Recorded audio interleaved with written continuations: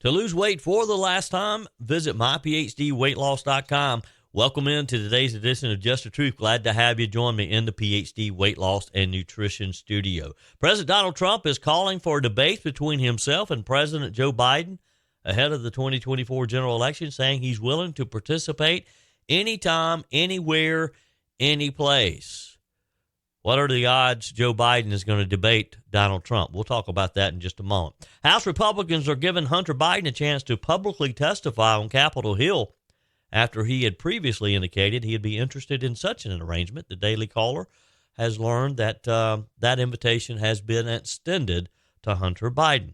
A Venezuelan migrant, otherwise known as an illegal, who allegedly handed police a fake green card as they were on the hunt for his brother, the suspected killer of Georgia nursing student Laken Riley, has ties to the violent Venezuelan-based organized crime gang Tren de Aragua, according to federal prosecutors.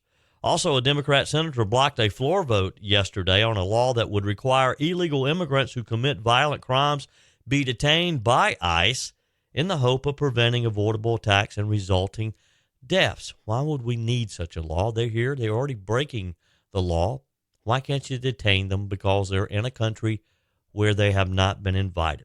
Also, a jury yesterday found Rust armorer Hannah Reed guilty of involuntary manslaughter in the death of cinematographer Helena Hutchins. All of that, plus your comments on the Furman Ford text line. 864-477-JOEY, 864-477-5639. Your comments are welcome, as are your voice messages and your emails. Always welcome. Joey at joeyhudson.com.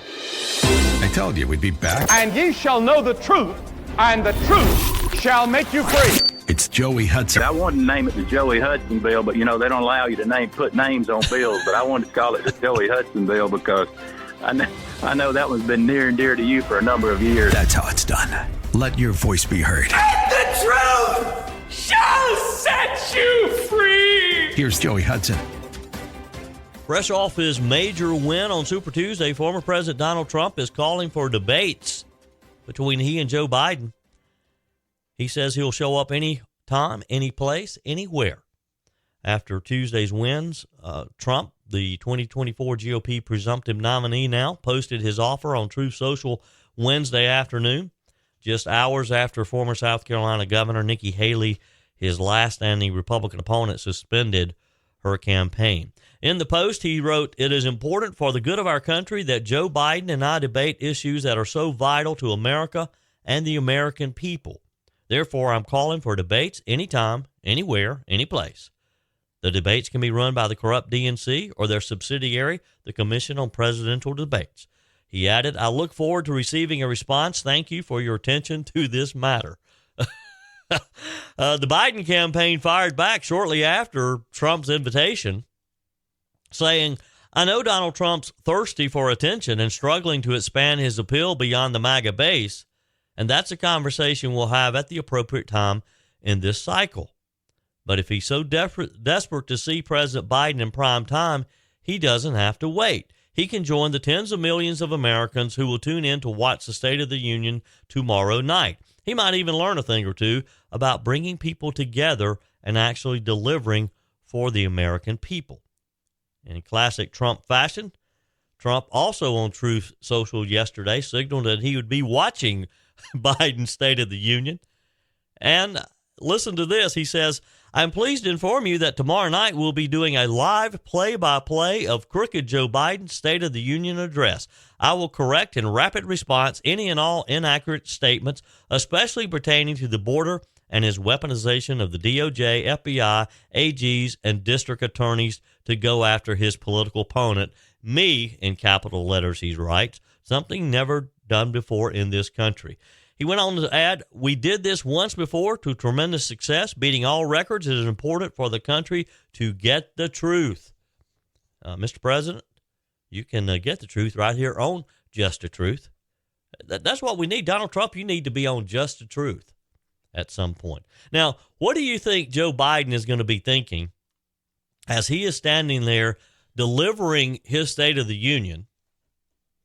He's going to be a little bit nervous anyway, because he knows at some point he's going to misread the teleprompter. He's going to mispronounce a word, or he's going to, worse, go off script and make up something like he often does. And what do you think he's going to do now with the added pressure, knowing that Donald Trump is somewhere, probably in his pajamas in his living room at Mar-a-Lago, calling this play-by-play? Meanwhile, as for the potential debates, the Republican National Committee in 2022, you might remember, unanimously voted to withdraw from the Commission on Presidential Debates. So we're not really sure where this leads us. I got a prediction to make. And write this down. You can say that you heard it here on Just the Truth, episode 96. This is my prediction. There won't be any debates, and Joe Biden will use the excuse that the RNC withdrew from the Commission on Presidential Debates in 2022. What do you want to bet? That's the excuse Joe Biden will use not to come face-to-face with Donald Trump. If you don't recall, here's what happened. The RNC at the time, and Donald Trump, the Trump campaign, they were upset with the way the Commission on Presidential Debates was being handled. Now, supposedly this is a nonpartisan commission, but we've seen that it leans more to the left. The RNC clarified that it's not moving away from presidential debates, but is rather objecting to the CPD's control over the process. The CPD has organized presidential and vice presidential debates for the past 30 years. RNC Chairwoman Ronna McDaniel, in a statement at the time, said debates are an important part of the democratic process, and the RNC is committed to free and fair debates.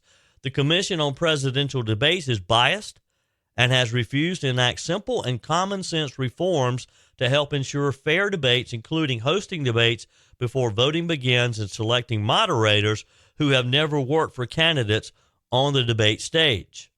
The RNC at the time also added that a majority of the CPD's board members had publicly disparaged Donald Trump prior to the 2020 debates.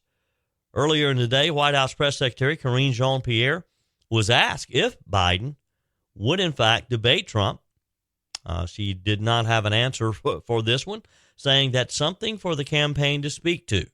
You notice how anytime Jean-Pierre doesn't want to answer something, she always cites her separation from her official business and the campaign.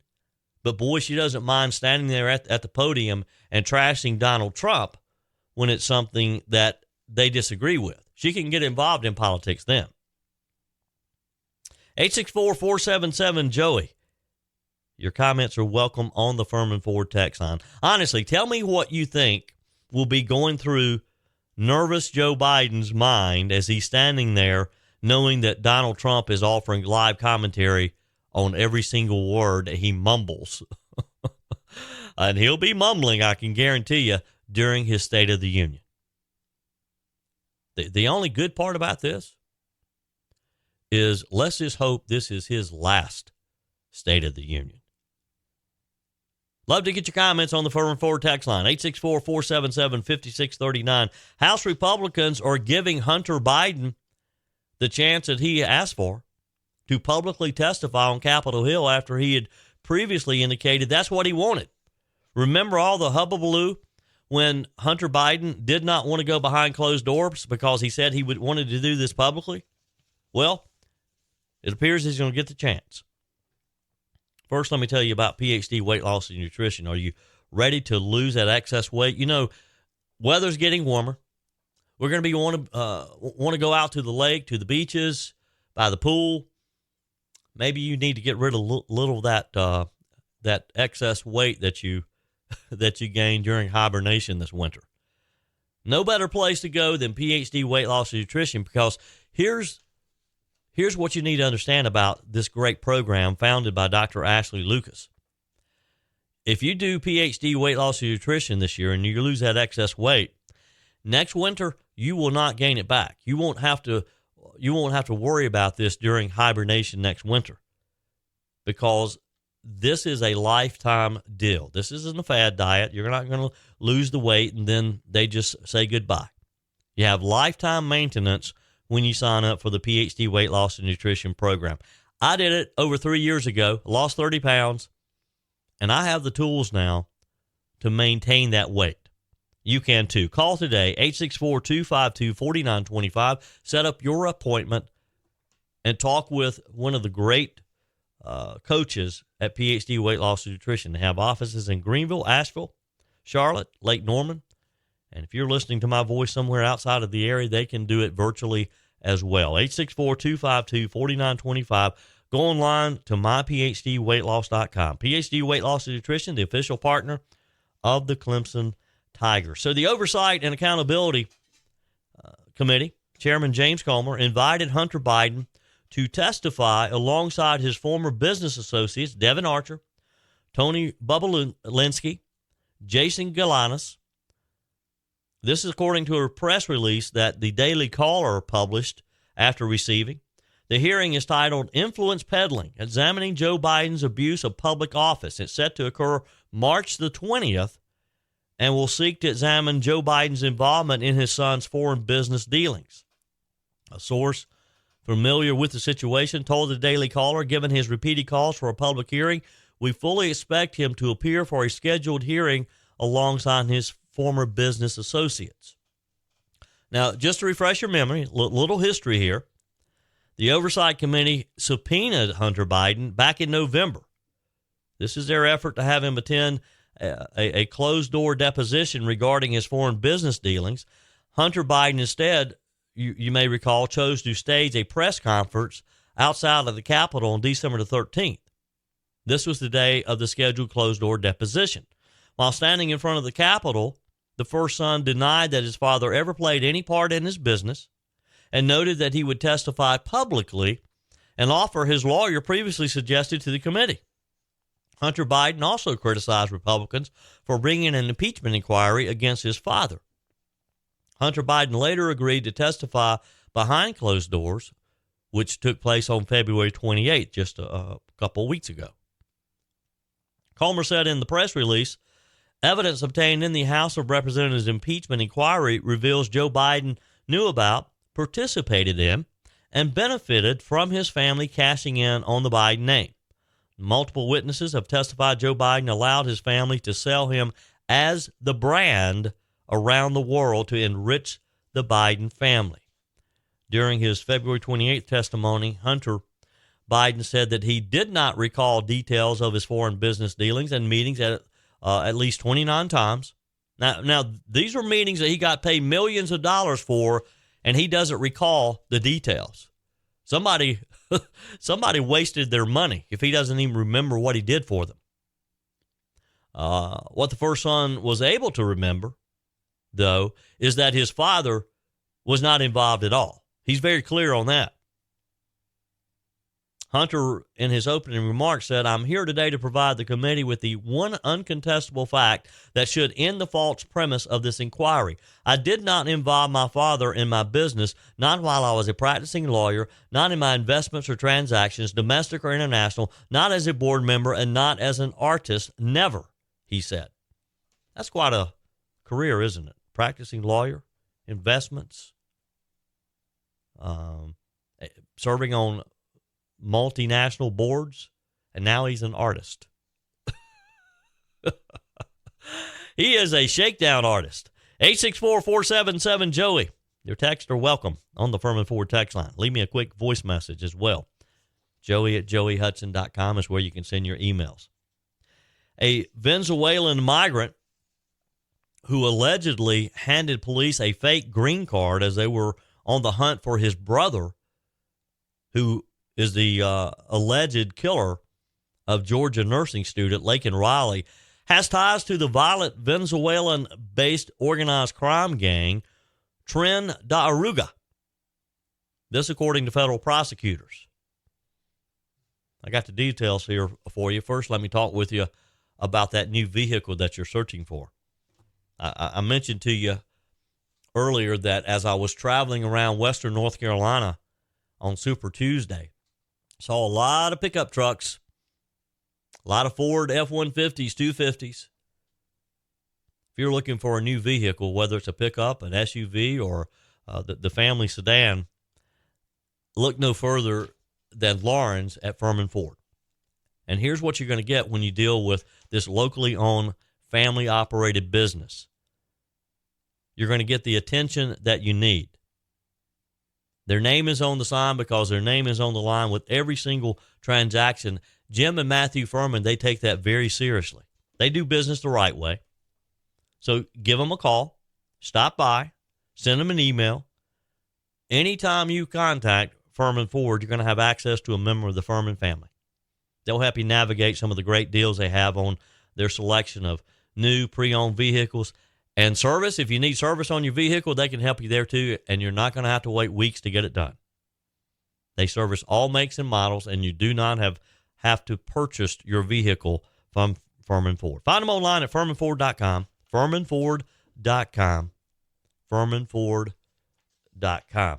So federal authorities have been warning that this gang, also known as TDA or Tada, I think that's how they're pronouncing it, Tada, and known for its violent turf wars as it's expanded into other countries in South and Central America, they're trying to establish themselves here in the U.S.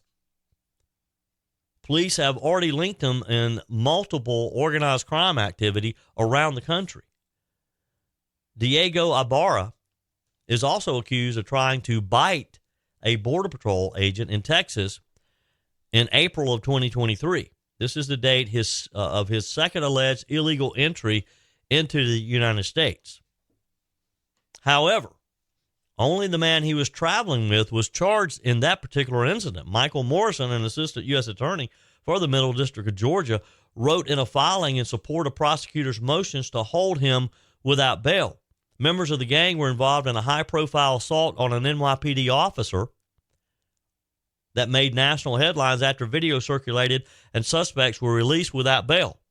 Is this ringing a bell? You remember seeing that video of them kicking and attacking the police officers in New York? The gang has notable presence in New York City, we're told, also in Florida, Texas, Illinois, and Georgia.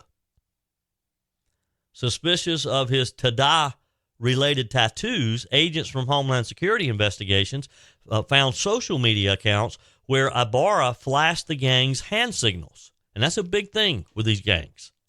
They post photos with these certain hand signals. They also post pictures wearing Chicago Bulls team colors, which authorities say is another red flag. Now, Tada members frequently wear Chicago's Bulls basketball attire. Doesn't mean they have any connection with the team. It's just sort of what they have chosen to do and how they communicate with one another. As an illegal, Ibarra is not allowed to own guns in the U.S. However, according to prosecutors, the HSI agents found multiple pictures of him with different firearms that were posted previously. Ibarra has been in custody since late February when police arrested him while searching for his brother. The two shared similar physical descriptions, and Ibarra was wearing an identical hat to the one that was seen on surveillance video in this young lady's murder. He allegedly handed them a fake green card at the time. Since then, additional details about his criminal behavior since entering the U.S. illegally have emerged. According to the reports, a month after his scuffle at the border, he allegedly cut off an ankle monitor that Immigration and Customs Enforcement had placed on him. Now, this is how these people do. What should we expect from them? They're coming in here illegally. They're not going to hesitate to take that monitor off that's been put on them to monitor them. That's why they need to be turned around and sent back to where they came from. You don't take the chance. Police found this monitor, by the way, in Colorado, but Diego had made his way to Athens, Georgia by then, where he had multiple run-ins with the law before his brother allegedly killed Riley on a running trail at the University of Georgia. In Athens, Diego Ibarra racked up DUI charges. He was accused of stealing his girlfriend's phone and allegedly shoplifted from a local Walmart on two different locations. Ibarra's brother, Jose Antonio Ibarra, is accused of brutally killing young Riley during her morning run in what investigators have called a crime of opportunity. He also entered the country illegally in 2022, but was freed on Border Patrol, which allowed him to travel to New York City and then to Athens, Georgia. Athens Mayor Kelly Girtz has faced protest regarding public safety in the city, which is about 70 miles east of Atlanta, just down the road from the upstate of South Carolina here where I live. Hecklers have called for the mayor's resignation when he denied that Athens is a sanctuary city and shouting him down when he blamed a 2019 resolution supporting undocumented foreigners on then-President Trump. Now, I think I would have tried something a little bit different than blaming Trump for having illegals in our country. Maybe go back to Obama, but not Trump. While 2019 was not that long ago, you might remember the dynamic we were living in, the mayor said. In the late teens in this country, where you had the President of the United States speaking in the most vile terms about people who were foreign born, and you had that notion metastasizing in places like Charlottesville. I tell you, I don't know. I don't know that I've seen the party of this mayor. I got to believe he's a Democrat. By the way, the parents of Laken Riley, this young college nursing student, tragically killed, have opted not to attend President Biden's State of the Union speech. Instead, they'll remain at home to mourn their daughter's loss. This was confirmed by U.S. Representative Mike Collins. He's a Republican from Georgia. Collins, who extended an invitation to Riley's parents, announced via social media that their decision to abstain from the event will be respected, and an empty seat will symbolize their absence in honor of Laken and all American victims of crimes committed by illegal aliens. One final thing on illegals before we move on. And what's wrong with this? So Senator Joni Ernst, the Republican from Iowa, attempted this week to force a floor vote on a law that would require illegal immigrants who commit violent crimes be detained by Immigration and Customs Enforcement in the hope of preventing avoidable attacks and resulting deaths. Now, first off, why do we even need this? Why would we need such a law?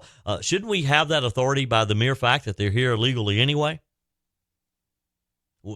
Shouldn't that be reason enough to be able to detain them? Evidently not, though. So Senator Ernst was asking for unanimous consent to pass this, to fast track this bill. It's called Sarah's Law, to the floor for a vote. During her speech, she pleaded with colleagues to pass her bill, recalling the death of Sarah Root and also referencing the recent death of Laken Riley, both allegedly at the hands of illegal immigrants. The bill would require ICE to take into custody illegal immigrants who are arrested and charged with causing the death or serious injury of another. This was reiterated by Ernst during her speech, saying it would merely require ICE to detain, just to detain, otherwise deportable illegal immigrants charged with killing or seriously injuring another person, she said. It was objected to by Democrat Majority Whip Dick Durbin.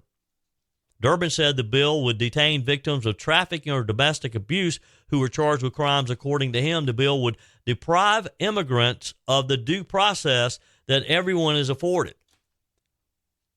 Well, what about the due process that this young lady in Georgia was granted by this illegal? She didn't have a chance. He brutally murdered her. What about her due process as an American citizen, just attending school to become a nurse? I don't get this. I don't understand why anybody, Republican, Independent, Democrat, whatever, would object to such a bill if this is what is going to help keep these illegals behind bars where they deserve. You know, just this past week, there was a Washington State trooper who was killed in the line of duty as he was it was a routine traffic stop, and the illegal swerved off of the road, hit him, and killed him. The illegal's eyes reportedly were blurry. He admitted to have been drinking and smoking dope before getting behind the wheel of that car and driving and killing that trooper. This bill named Sarah's Law is named after Sarah Root. She's a 21-year-old Iowa woman who was killed by a drunk driver who was in the country illegally. Senator Ernst noted that the suspect, Edwin Mejia, was able to post bond and ultimately escape facing the court. Ernst said, citing the Obama administration's November 2014 memo on immigration enforcement priorities, ICE declined to take custody of Mejia despite his repeated driving offenses and history of skipping court dates. So this guy had repeated offenses, had skipped court dates, but he was still out there and ended up killing this 21-year-old Sarah Root. We saw this, similar incident with young Riley at the University of Georgia. Senator Ernst referenced her tragic story as well. Again, at the hands of another illegal immigrant, Jose Ibarra, who was arrested. He's been charged with several crimes, including malice murder, felony murder. It's just a heartbreaking story, and it should not be a story that should be in our headlines, and it's preventable. That's what's even more frustrating. According to the senator, both Root and Riley's deaths are doomed by to be repeated under the current policies. The senator pointed out to the immigration practice known as catch and release, in which illegal immigrants seeking entry on the basis of asylum are released during the processing period. She said instead of being detained while he is processed, he was released into our country, never to be heard from again. And this is quite often the case. While Ibarra may have been prevented from allegedly killing Riley had he been detained upon entry to the country, Sarah's Law would not have stopped the attack because Ibarra's criminal record doesn't include crimes in which others were killed or injured. Again, why do we even need any of this when they're here illegally? Isn't that enough? Isn't that breaking the law enough to detain them? To put them on a bus and send them back? Comments are welcome on the Furman Ford text line, 864-477-JOEY. Tony writes on the Furman Ford text line, Joey, the quitter will be blaming Trump for not winning in November. Now, Tony, we're not even going to put those words out in the universe. Trump's going to win in November. He goes on to say, no party candidate is what she'll run as, and it will take away his chance. No, I don't think Nikki Haley's going to run. I really don't. I think she's out of this. I don't know why she stayed in as long as she did, but I don't think Nikki Haley is going to do a third-party run. Paul writes, God is in control. I know this as I've seen this in my lifetime. Survived many challenges through which I placed my trust, a.k.a. faith, in God to see me through. I mean to say that I'm reminded every day to trust God is always in control. Thank you for reminding me. You're quite welcome, Paul. Appreciate you listening to Just the Truth. Susan says, Nikki's out. Guess the Democrat and globalist money supplies dried up.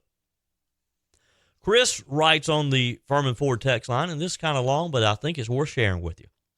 He says, good morning, Joey. I just wanted to respond to the people who want this country to get back to God. I personally believe in my heart that this country is in the shape it's in because we've taken God out of everything that matters. We took him out of our schools, took him out of our government offices, and people are pushing God out of their everyday lives now, too. This country is put together from immigrants and God. God is what kept this country together. From the very moment we took God out of this nation, it went to hell. Sorry for the word, he said. That's okay, Chris. He said, I know it offends so many people, but that's exactly where this country is going if we don't get this nation back to God. We offer Bibles in our prisons daily, but not in our everyday lives. This needs to stop. We all need to get back to our faith and God and take back this once great nation. If we can't turn this around, we're surely doomed. I appreciate your strong will to keep your faith even in this podcast, and I appreciate all you do to keep us updated with the truth. God bless you, my friend and brother in Christ. Thank you, Chris. I appreciate that text. Your text are welcome on the Furman Ford text line. Our text of encouragement today, Joel writes, start by doing what's necessary, then do what's possible, and suddenly you'll be doing the impossible. God bless. Thank you, Joel. 864-477-JOEY is the Furman Ford text line. You can leave a voice message as well. Emails are welcome, joey@joeyhudson.com. By the way, one final thing, as I was just thinking about the text referencing putting God back in control. I think God is in control. I think he remains in control, but we have to do our part to put him back center of our lives, center of our communities. One thing that I noticed, though, traveling around western North Carolina, and I had not noticed this before, and I've been up in, Peg and I used to spend a lot of time at Lake Toxaway. I just love that area. I had so much fun catching up with my buddy Chip Brown and some other guys at the polling place at the Lake Toxaway Community Center this week. It was like a homecoming. Some of them I'd never met before, but they had listened to the Morning Answer. And boy, did we have fun just talking. But as I was traveling from the Lake Toxaway area over to Rosman, I got behind a Transylvania County Sheriff's deputy. And on the back of their vehicles, it says, "In God we trust." I tried to get a photo of it, but I couldn't get my phone out fast enough, and I didn't want to have a wreck on one of those windy roads. But I thought, man, that is fabulous that we still have a sheriff's car and a sheriff. I don't know who the sheriff in Transylvania County is now. I used to keep up with that. I was friends with a number of sheriffs up there over the years. Don't know who it is presently, but God bless him or her for stepping up and not being afraid to have "In God we trust" on the back of his vehicles. That is wonderful. Love to hear from you if you're in Transylvania. And if you know the sheriff, thank him or her for being so bold. You shouldn't have to be bold these days to do that, but it is in today's time. It is. A jury yesterday found that Rust armorer Hannah Reed is guilty of involuntary manslaughter in the death of cinematographer Halyna Hutchins. Details on that in just a minute. Is your refrigerator on the brink? Did you wake up this morning and you went in to get your cream out for your coffee and the light didn't come on? I had that happen a few weeks ago. I made my first call. Actually, I texted Jeff at Discounted Appliance Warehouse, and Johnny was on the spot. Johnny came out and in just a few minutes had that refrigerator back where it needed to be. This is how you're treated at Discounted Appliance Warehouse. Not only would they offer you a huge selection, they have over 1,500 appliances in stock in their 11,000 square foot warehouse in Pickens. But after the fact, after the sale, they're always there to service you because their service department has won multiple awards. They have an A+ Better Business Bureau rating, nearly perfect reviews on Google, and I promise you, they treat you just like family. I know that personally because I've been dealing with them for a number of years now. Discounted Appliance Warehouse. When you're in need of another appliance, whether you're replacing one or you're doing a total remodel of your kitchen, head over to Pickens to Discounted Appliance Warehouse. You can find them online at dawpickens.com.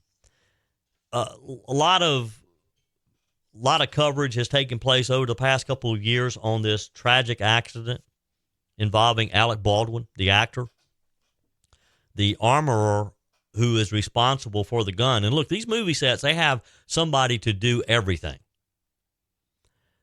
This particular case, the gun that discharged a live bullet, which should have never been in the gun to begin with on this Western film set, Hutchins happened to be, Halyna Hutchins was in the line of fire when actor Alec Baldwin pulled the gun out of his holster on October 21st, 2021.